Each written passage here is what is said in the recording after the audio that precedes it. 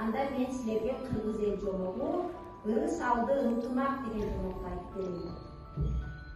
Кут коюп угуп турабыз. Кыргыз эл жомогу ырыс алды ынтымак. Качандыр бир кездерде акылман карая болупту. Анын 9 уулу болупту балдар. Бирок балдары атасынын айтканын укпай, ар кимиси өз бетинче жүрөт. Ага сырт кишилердин баары күлөт. Чоңу кичинесин сабайт. Кичинеси чоңуна акырая карайт. Бириндиги жок 9 баланын келечегин ойлоп, атасы терең ойго түшөт экен. Бир күнү чал тоого барып, үйүнө чоң тудам табылгыны көтөрүп келип, балдарын чогултуп алды. Кана, балдарым, күчүңөрдү сынап көрөйүн. Мына бул табылгыны тобуң менен сындыргылачы деди. 9 уулунун ар бири кезектешип күчүн сынады. Бооланган табылгыны эч кимиси сындыра албай койду балдар. Акыры шайлары кетип шалдырап отуруп калышты. Карыя табылгынын боосун чечип, бир-бирден таратты. 9 уулунун ар бири кезектешип күчүн сынап, шарт сындырып коюшту. Балдары табылгыны ошол замат чарт-чурт сындырышты.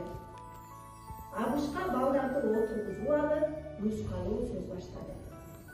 Эгер ыркыңар жок болсо балдар, душман силерди табылгыдай кылып сындырып коет. Ал эми бооланган табылгыдай бирдиктүү болсоңор, сындырмак түгүл силерди эч ким майтара албайт деди. Менин силерге айтарым ушул. Ошондон бери балдары акылга келип, ынтымактуу турмуш өткөрүшүптүр. Кичүүлөрү улууларын угуп, бири-бирине жардамдашып, оокат кылышат экен. Ырыс алды ынтымак деген сөз балдар ушундан калган экен. Балдар, акылман карыя туура кылдыбы? Туура кылдыбы? Балдары ынтымаксыз экен, аларды ынтымакка чакыруу үчүн эмне кылды? Акыл ойлоп тапты.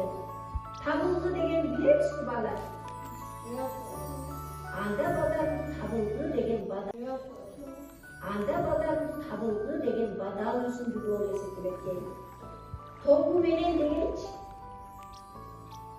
Бооланган чоң ууга чогултуп боолап туруп балдарына бергенде балдары эмне кылышты? Сындыра албай коюшту. Ыркыңар дегенди кандай түшүнөбүз? Ынтымагыңар дейт, ынтымагыңар жок экен деп аны алышка, ынтымакка чакырды балдарын. Майтара албайт дегенибизчи балдар? Жеңе албайт деген мааниде түшүнөт экенбиз. Силер дагы бир класста окуп аткандан кийин эмне болушуңар керек экен? Ынтымактуу болсоңор силерди эч ким жеңе албайт экен балдар. Силердин да бир тууганыңар барбы? Бар. Ошол бир тууганыңарды сыйлап, ыймандуу, ынтымактуу болуп демекчимин. Анда балдар биз коштошолу.